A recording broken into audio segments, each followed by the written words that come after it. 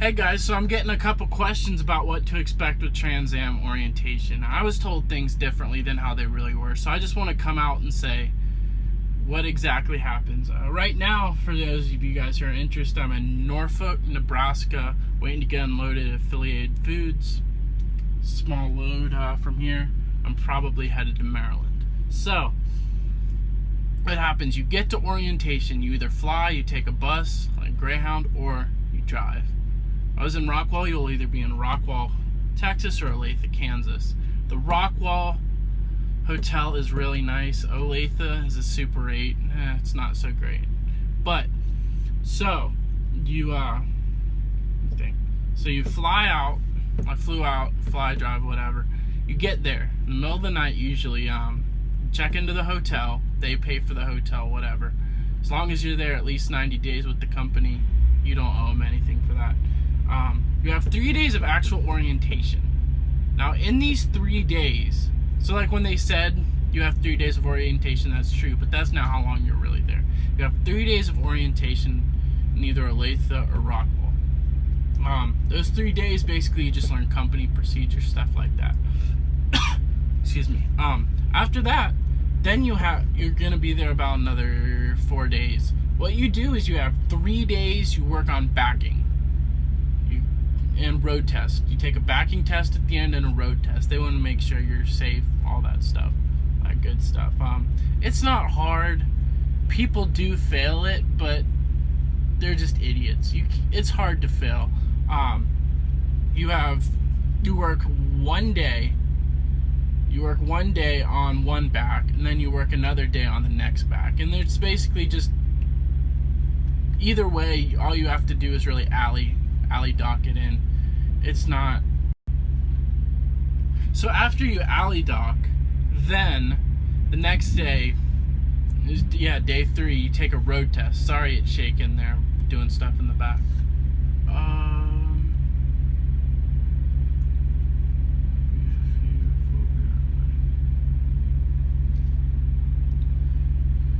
Let me explain how this works real quick. When you do unload, I know I'm getting off subject. When you unload, you have to get approval based on the lumpers, which they're an outside company that unloads at the company you're at. So you have to get approval. You have to write a check, and so I just found out it's going to be a few minutes before I can get it approved. But you have this truck unit down here, which is everything. I'll show you in a little bit. It's all your information, all your communications go through that with dispatch. It's how you fill out all your forms, arrival, whatever. But anyway, so the last day, day 3, you take a driving test. And if there's anyone who failed backing the first 2 days, they do that. You actually go out on the road, and they just make sure you're safe and you're not cutting cars off and you're not running over curbs. You can hit a couple curbs. I hit a couple curbs because it had been a couple weeks since I had driven, and so it was nervousness. Just don't be nervous, especially at Rockwall. Everyone's so super relaxed, you're fine. So then after that, you go out with your trainer for 11 days. I had a trainer, Jeff. He was awesome. But yeah, you go out and you learn. You do stupid stuff, like I hit a deer. I mean, not a big deal, but that's your first row on the road, learning how to, get from point A to point B, how to fill out the forms, all that good stuff. After that, you come back to either to Rockwall or Olathe. Like when I came back, I went to Olathe because it was closer.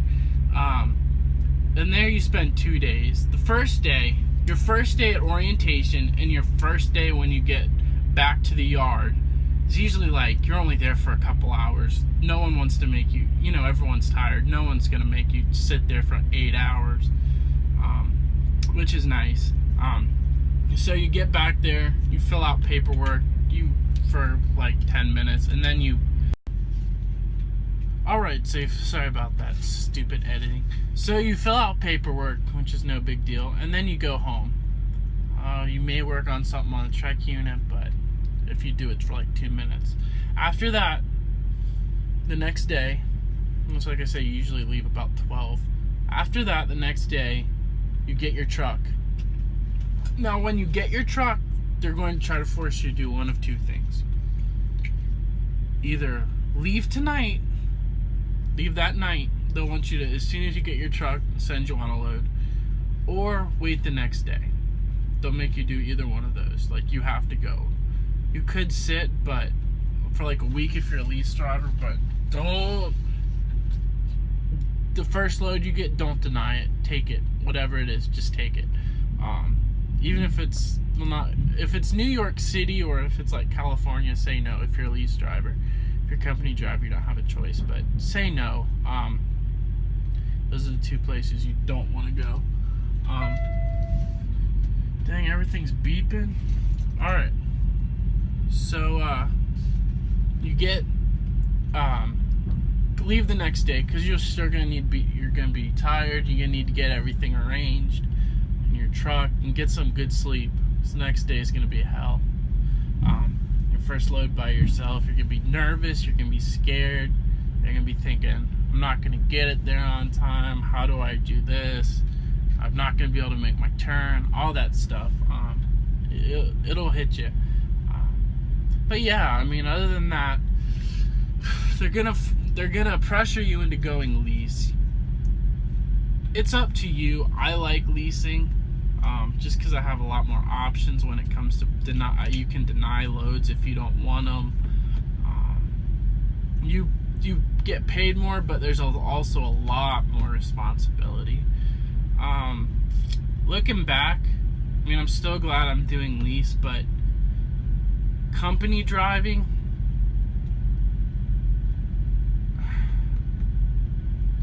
it's not bad to be a company driver by any means. I mean, they'll try to push you in lease, but if you want to be company, go company. Don't let them pressure you into becoming lease. For some people it works, for some people it doesn't. What about TransAm?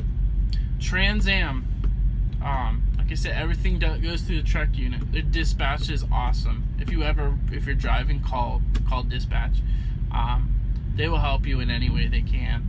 If you need to find a truck stop for the night, they will help you find one. Need fuel, they'll help you find it. But yeah, I mean, TransAm does a lot east of the Mississippi to about Ohio, and then west of the Mississippi out to Colorado. So I mean, there's not, unless you're on the East Coast, you don't have to deal with a lot of traffic, which is nice. They do a lot in Kansas, Oklahoma, all that, which is really easy and nice. We drive T680s and T700s. They're all at least 2013 now. Once it becomes 4 years old, they sell it. Which that's nice. You always have new stuff. Some people, though, watch out. Company drivers especially get the older trucks. The people who drive the trucks don't give a crap about them before you. Just know that. They run the crap out of them. And it's frustrating. I mean, there's always something going wrong with the truck. Always. Lease drivers, you have to pay for it after the first 30 days. You have a maintenance account, which is nice, but you know, it's a pain in the butt all the time. Something's always breaking. Right now my door won't lock or unlock from the outside, my driver door, so I have to get in and out. If I'm like a truck stop to lock it, I have to get out of my passenger side. Leasing, you pay for your fuel, you pay for any maintenance. If you get in an accident, you pay for it. You have buy-down insurance. So basically, with buy-down insurance, you'll never pay more than $500 a month for any damage. So if you total your vehicle and all the contents in it, you're still only out $500 and probably a job, but you know, you don't owe the thousands upon thousands that would be otherwise. So if you go lease, make sure you get buy-down insurance. TransAm gets up your butt a lot about if you didn't log things properly. Like my truck unit is going berserk right now because I forgot to log my fuel stop. So just make sure, learn it and make sure you do it. It'll save you a lot of headaches because now I have to go through and edit it. When you're finished with a trip, you have a sheet that you scan. And what it does is it has your mileage. Well, they know your mileage, but it has your trip number, your truck number, and any expenses. Like this lumpers check I'm about to write, that's going to count as an expense. As a lease driver, it comes out of my paycheck unless I can prove a receipt to get reimbursed. But yeah, you have a trip form. In fact, let me grab one real quick because I need to fill one out. Alright, these are your trip forms. I don't know how well you can see it. You see here, lumper, fill it out, bubble it out. But yeah, you take it to a TransFlow machine at any truck. Most truck stops have them, or you take them to any truck stop, or I take pictures of mine on my phone and send them in. But you also have these Efs Checks. And this is how you pay for everything. Once again, I don't know how well you can see it, but this is an Efs check. You write, that's your check. If you have to get weighed at a scale, you write one of those. If fuel, you just use your card. If you have to get a lumper, you use one of those. Like here, I have my lumper one almost all filled out. Once I get approval, I'll finish filling it out. But I mean, everything is simple with TransAm. Nothing's difficult. We have pre-pass here at TransAm, so you get to skip a lot of weigh stations. The pre-pass is also your tolls, but then you have Florida and Oklahoma, which are separate. So we have the Sun Pass and the Oklahoma Toll Pass, whatever it's called. What else?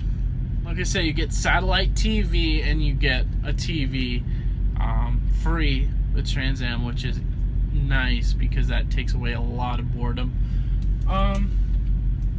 The satellite radio, you have to pay for it, but you do have a satellite radio in the truck. I would highly recommend getting satellite radio because CDs get boring after a while, and satellite radio, like I listen to Howard Stern and Margaritaville and stuff like that, and it's just a lot easier because you're not constantly flipping through channels while you're driving. That was the thing that really got me.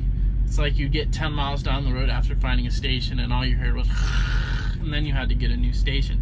So that makes it a lot easier. TransAm is big about get out and look. They will tell you no matter what, get out and look, get out and look, get out and look. In fact, they even put it on our mirrors.